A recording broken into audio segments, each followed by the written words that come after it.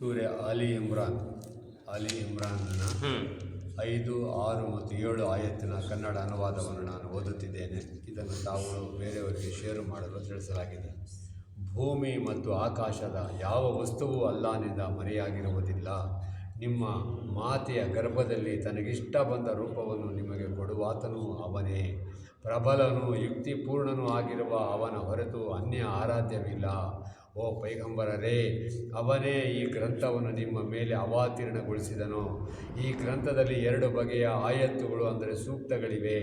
ಒಂದು ಗ್ರಂಥದ ಮೂಲಾಧಾರವಾಗಿರುವ ಮೆಹಕ್ಮಾತ್, ಇನ್ನೊಂದು ಮುತಾಶಾಬಿಹಾತ್.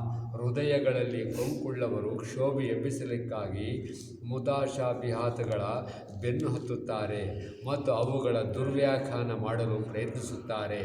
ವಸ್ತುತಃ ಅವುಗಳ ನಿಜಾರ್ಥವನ್ನು ಅಲ್ಲಾಹನ ಹೊರತು ಇನ್ಯಾರೂ ಬಲ್ಲವರಿಲ್ಲ.